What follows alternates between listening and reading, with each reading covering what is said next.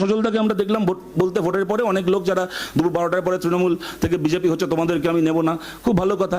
তারপরে দেখলাম এই সজলদাই কেক কাটছে, জন্মদিন ছিল সজলদা তোমার না কি এটা ছিল, কেক কাটছে, সেখানে মুনিশ মুখার্জি রাজারহাট গোপালপুর পুরসভা তৃণমূলের এখনো অব্দি কাউন্সিলর, সে দেখি দাঁড়িয়ে দাঁড়িয়ে হাততালি দিচ্ছে, আমার দাদা জন্মদিন কেক কাটছে কি সুন্দর বলে তৃণমূলের কাউন্সিলরদেরকে নিয়ে কেক কাটছে। এই শতরূপ থেকে শুরু করে ওর একটাই রূপ, নাম শতরূপ।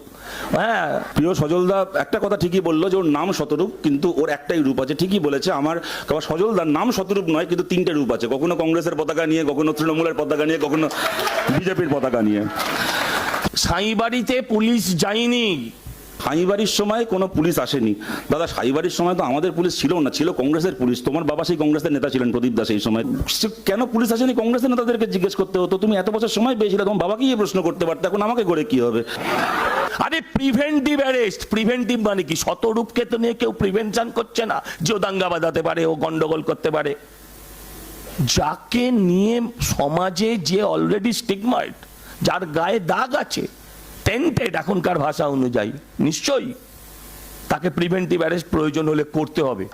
আমার জন্য নাকি গুন্ডা দমন আইন নয়, যাই হোক আমি বলছি কি, অরবিন্দ কেজরিওয়ালও তো ছাপমারা গুন্ডা ছিলেন না, প্রবীর পুরকায়স্থও তো ছাপমারা গুন্ডা ছিলেন না।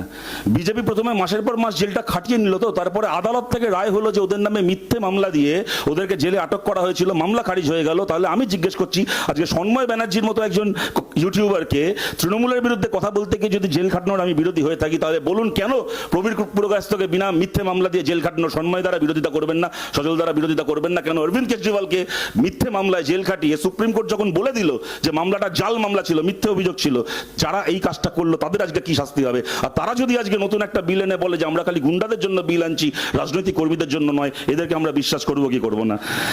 তারপরের কথা হচ্ছে যে যারা ভারতবর্ষের নামটা কোনোদিন মুখে আনেনি, সেই লেনিন হোচিমিনদেরও নাম পরিবর্তন হবে রাস্তায়, সুরাবর্দি আর হোসেন পোসেন বলে নয়।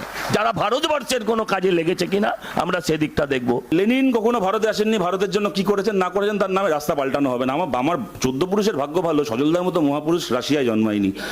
কেন বলছি, চৈতন্যদেব কোনোদিন রাশিয়ায় যায়নি, চৈতন্যদেবের মূর্তি আছে রাশিয়ায়। সজলদা যদি রাশিয়ায় জন্মাতো, গিয়ে চৈতন্য মূর্তি ভাঙতো। আমার বাবার ভাগ্য ভালো, ও লন্ডনে জন্মায়নি, ইংল্যান্ডে জন্মায়নি। ব্রিস্টলের রাজা রামমোহন রায়ের মূর্তি রয়েছে, যদিও ইউকেতে জন্মাতো, ব্রিস্টলের রাজা রামমোহন রায়ের মূর্তি ভাঙতো।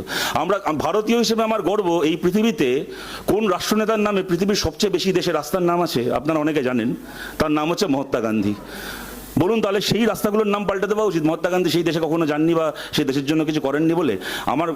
আমি বলছি আমার 14 গোষ্ঠীর ভাগ্য ভালো, এসব প্রতিভাবান আমাদের সঙ্গে আছে, যা জ্বালার পুরার আমরা পড়ি, অন্ততপক্ষে রামমোহন রায়